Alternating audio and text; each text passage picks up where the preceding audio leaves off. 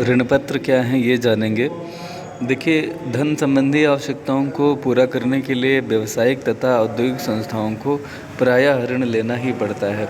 Company भी जब अंशों के निर्गमन द्वारा आवश्यक पूंजी प्राप्त करने की स्थिति में न हो तो अल्पकालीन अथवा दीर्घकालीन ऋण प्राप्त करना होता है। अल्पकालीन ऋण बैंकों या अन्य साधनों से मिल जाता है, लेकिन दीर्घकालीन ऋण प्राप्त करने के लिए अंशों की भांति ही ऋण पत्रों का निर्गमन कर दिया जाता है।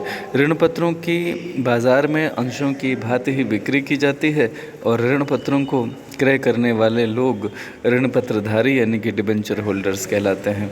इसकी परिभाषा की अगर हम बात करें तो ऋण पत्र कंपनी द्वारा लिए गए ऋण के प्रमाण पत्र हैं, जिनमें ऋण संबंधी सभी शर्तें लिखी जाती हैं, जैसे उनकी रकम, ब्याज की दर, अवधि, ऋण देने की किस्तों की संख्या, ऋण की वापसी की विधि तथा ऋण के लिए दी गई जमानत वगैरह।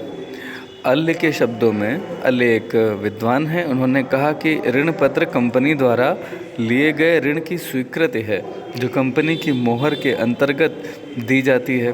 किसको दी जाती है? जिसने कंपनी को ऋण दिया होगा। इसमें कंपनी तथा ऋण पत्रधारी के बीच में होने वाले अनुबंध की सब शर्तें दी गई होती हैं।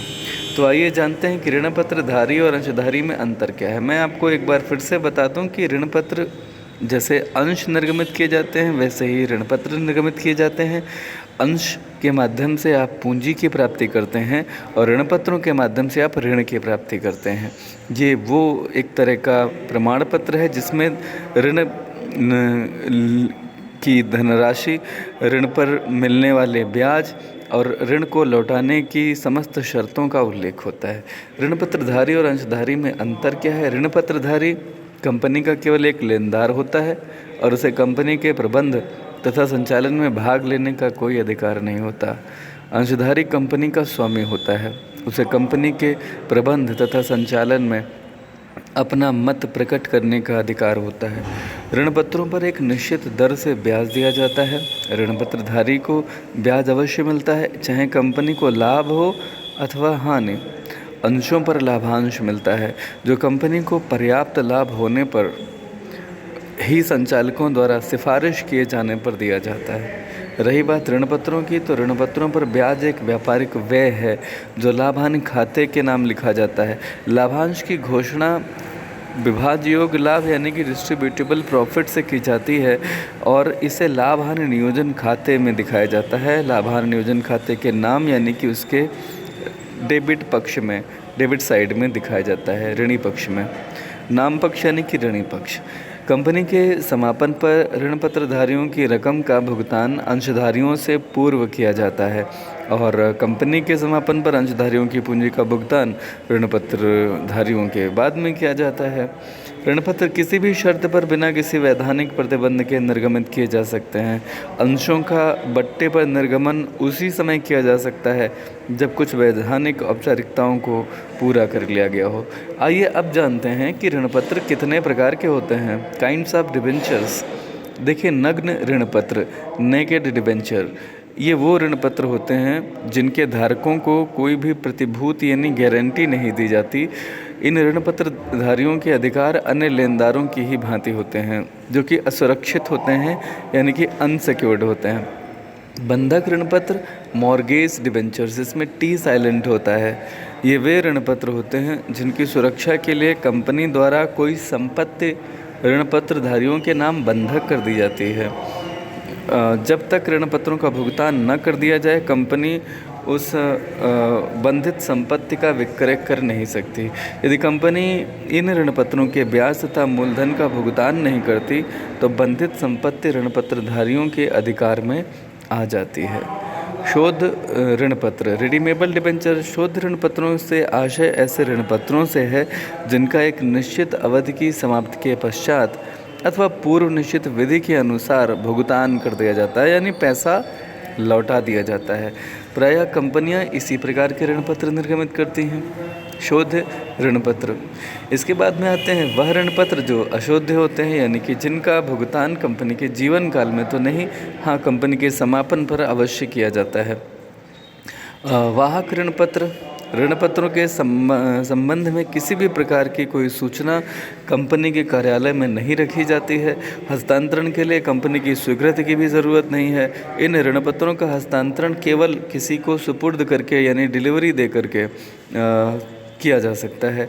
ऐसे ऋण पत्रों के साथ ब्याज कूपन लगा दिए जाते हैं। ब्याज की देय तिथि को या उसके पश्चात किसी भी तिथि को ऋण पत्रधारी इन कूपनों के कार्यालय अथवा बैंक में जमा करके ब्याज का भुगतान प्राप्त कर सकते हैं।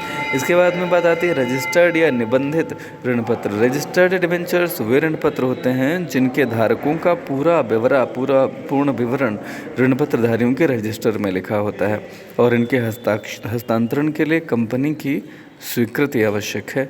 हस्तांतरण के लिए हस्तांतरण प्रलेख भरा जाता है, यानी कि ट्रांसफ़र सर्टिफिकेट या ट्रांसफ़र डॉक्यूमेंट भरा जाएगा। हस्तांतरण शुल्क देना पड़ता है। इनके ब्याज तथा मूलधन का भुगतान उन्हीं व्यक्तियों को किया जा सकता है जिनका नाम ऋण पत्रधारियों के रजिस्टर में लिखा हो। तो अंश और ऋण पत्र में अंतर क्या है? अंश और ऋण पत्र में अंतर वही है जो ऋण पत्रधारी और अंशधारी में अंतर आपने पढ़ा था। अंश कंपनी की पूंजी का एक भाग होता है, ऋण पत्र ऋण की स्वीकृति का पत्र होता है। अंश क्रय करने वाला व्यक्ति कंपनी का सदस्य अथवा स्वामी है। ऋण पत्र को क्रय करने वाला व्यक्ति कंपनी का ऋणदाता है। अंश पत्रधारी को कंपनी की साधारण सभा में मत देने का अधिकार है, जबकि ऋण पत्रधारी को यह अधिकार नहीं है। अंशों पर कंपनी के लाभ में से लाभांश दिया जा सकता है, ऋण पत्रधारी को कोई लाभांश नहीं मिलता। कंपनी को हानि प्राप्त होने पर लाभांश नहीं दिया जाता है। कंपनी को हानि होने पर ब्याज निश्चित दर से देना पड़ेगा क्योंकि यह कंपनी का व्यय है। अंशों पर लाभांश घटता बढ़ता रहता है। ऋण पत्रों पर दिया जाने वाला ब्याज की दर निश्चित होती है। कंपनी के निर्गमन का आधार कोई भी प्रतिभूति नहीं होती। अंशों के निर्गमन का आधार कोई प्रतिभूति नहीं होती, लेकिन ऋण पत्रों को प्रतिभूति के आधार पर निर्गमित किया जा सकता है। कंपनी के समापन के समय अंशधारियों को उनके द्वारा लगाई गई पूंजी का भुगतान सबसे बाद में किया जाता है। यह भुगतान आंशिक रूप से भी हो सकता है। यहाँ अगर हम बात करें ऋण पत्रधारियों की, तो इनको कंपनी के समापन पर अंशधारियों से पहले इनका पैसा भुगतान किया जाता है। अंशधारियों को कंपनी के प्रबंध करने व नीति निर्धारण करने में भाग लेने का अधिकार होता है। ऋण पत्रधारियों को कंपनी के प्रबंध व नीति निर्धारण करने में भाग लेने का कोई अधिकार नहीं होता। बात करें लाभों की, तो ऋण पत्रों का ब्याज का भार पूर्वाधिकार अंश के लाभांश से कम होता है, तो यहाँ पे वित्त की लागत कम होती है। ऐसे निवेशक जिन्हें एक निश्चित आय की कामना होती है, इनमें निवेश करते हैं, अतः यह निवेशकों को आकर्षित भी करते हैं। ऋण पत्रधारियों का कंपनी के प्रबंध में कोई भागीदारी नहीं होती, प्रबंध में इनका कोई नियंत्रण नहीं होता, तो ये अनावश्यक रूप से हस्तक्षेप नहीं करते। ऋण पर ब्याज एक व्यय की भांति होता है। कंपनी ऋण पर ब्याज के लिए कर में छूट प्राप्त कर सकती है। जब भी कंपनी को कम कोषों की आवश्यकता होती है, तो वह ऋण पत्रों का भुगतान कर भार कम कर सकती है तथा आवश्यकता पड़ने पर और ऋण प्राप्त कर सकती है। इस प्रकार से पूंजी में लोचशीलता बनी रहती है। दोष क्या है फिर इसके? कंपनी को हानि की दशा में भी ऋण पत्र पर ब्याज देना ही होता है, जो एक भार है। ऋण पत्रों का बड़ी मात्रा में निर्गमन नहीं किया जा सकता, इससे कंपनी की साख पर प्रभाव पड़ता है। ऋण पत्र स्थायी संपत्ति को गिरवी रखकर निर्गमित किए जाते हैं। मंदी काल में कंपनी की संपत्ति पर ऋण पत्रधारी अधिकार उत्पन्न कर सकते हैं।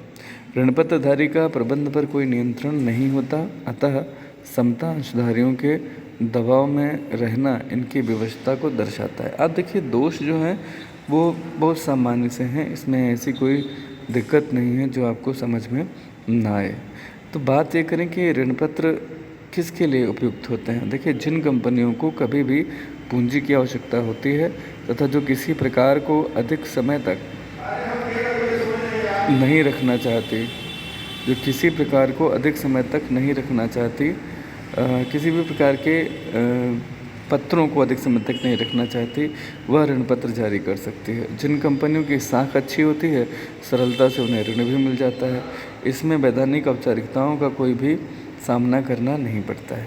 तो यहाँ आपने ऋण पत्र पढ़े, वाणिज्यिक बैंक वगैरह टॉपिक कल पढ़ेंगे। इस टॉपिक से जुड़ने के लिए और अंत तक वीडियो देखने के लिए आपका बहुत बहुत आभार।